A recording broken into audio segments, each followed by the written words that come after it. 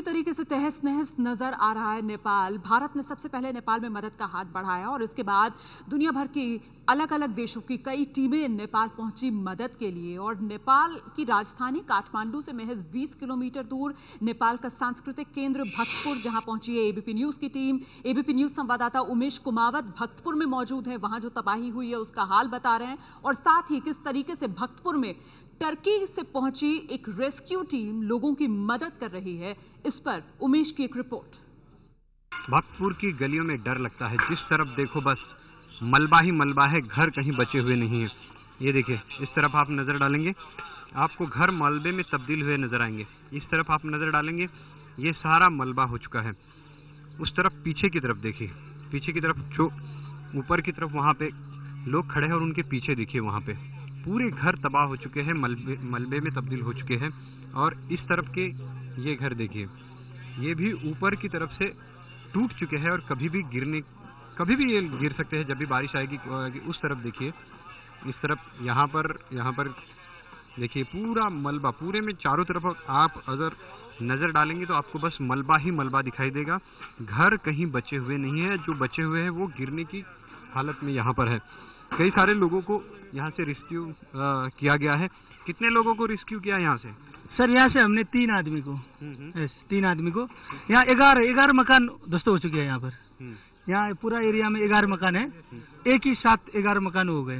एक साथ 11 मकान मलबे में तब्दील हो गए। हाँ, फिर इसमें 3 आदमी निकल चुके हैं, एक लेडीज बाकी है। उसमें स्कैवेटर वगैरह लगा के भी वो ढूंढ रहे हैं। अभी टर्किश की रेस्क्यू टोली आई है, हम सब साथ है, देख रहे हैं इसको। अच्छा, एक महिला को ढूंढने की कोशिश यहाँ पर हो रही है। ये टर्की की रेस्क्यू टीम है जो उसे ढूंढने की कोशिश कर रही है। यहाँ पर नीचे की तरफ ये लोग यहाँ पर गए हैं, 2-3 लोग इनके नीचे की तरफ गए हैं। इसके अलावा एक 9 लोगों की टीम है टर्की की, वहाँ पर वो उस लेडी को ढूंढने की वहाँ पर कोशिश कर रही है। इनके और लोग इस तरफ है, इनके साथ यहाँ पर खड़े हैं इनके।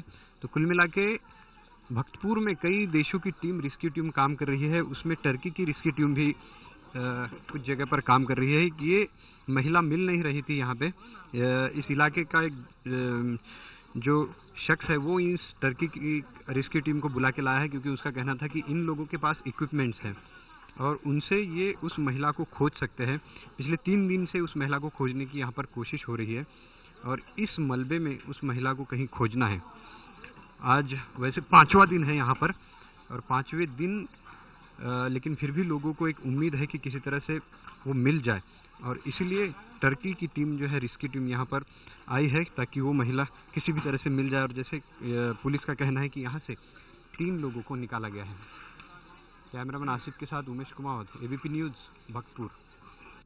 तो जैसा कि उमेश बता रहे हैं कि 5 दिन बीत चुके हैं लेकिन अपनों की तलाश की उम्मीद लोग छोड़ने के लिए तैयार नहीं। और देखिए, इस तबाही के बीच चमत्कार भी हो रहे हैं। 80 घंटे के बाद एक शख्स को जिंदा सलामत बाहर निकाला गया है मलबे से। ऐसे में लोग अभी भी इस आशा में कि मलबा जब हटेगा तो शायद जिंदगी नजर आ जाए उन्हें, अपने मिल जाए उन्हें। लेकिन फिलहाल भक्तपुर में तबाही किस तरीके से हर तरफ पसरी हुई नजर आ रही है, इस पर उमेश की एक और रिपोर्ट।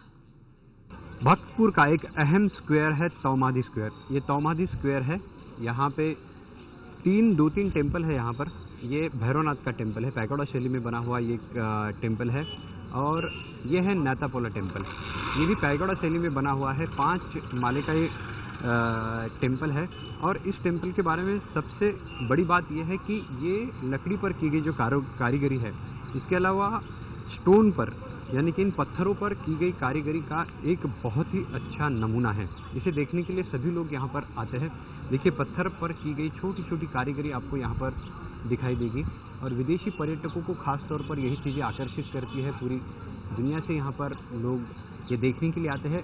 5 माले का है और पैगोडा शैली में बना हुआ है। इसको बिल्कुल कुछ नुकसान नहीं हुआ है।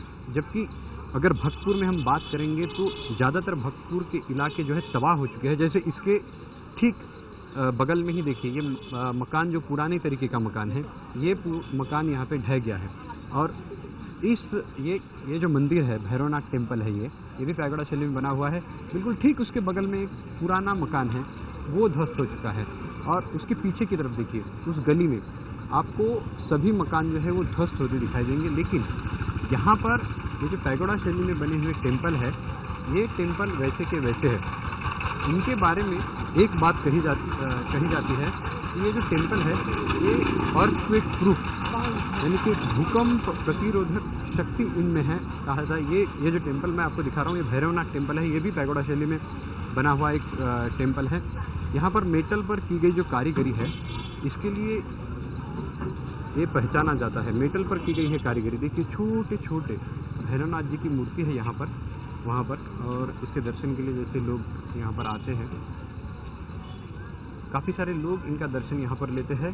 और ये भी टेम्पल जो है पैगोडा शैली में बना हुआ है, इसको भी बिल्कुल नुकसान नहीं हुआ है। जबकि यहाँ आसपास के जो पुराने स्ट्रक्चर है वो सारे के सारे ध्वस्त हो चुके हैं, तबाह हो चुके हैं। लेकिन मेटल पर की गई कारीगरी हो या फिर पत्थर पर की गई कारीगरी हो, लकड़ी पर की गई कारीगरी हो, इन सब का एक मास्टरपीस कहा जाएगा इन चीज़ों को। यहाँ पर देखिए लकड़ी पर की गई कारीगरी भी दिखाई देती है, लेकिन इसको कुछ नहीं हुआ है। इनके बारे में ये कहा जाता है कि ये भूकंप प्रतिरोधक है, यानी कि अगर भूकंप आता भी है तो इनको कुछ नहीं होगा। समाधि स्क्वायर है ये, शहर का एक अहम दूसरा स्क्वायर है। जो पहला स्क्वायर हमने आपको दिखाया था, उसके बाद ये स्क्वायर जो है सबसे इम्पोर्टेंट स्क्वायर माना जाता है भक्तपुर का।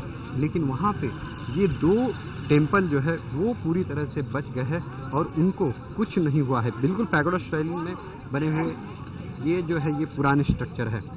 कैमरामैन आशिफ के साथ उमेश कुमावत, एबीपी न्यूज़, भक्तपुर।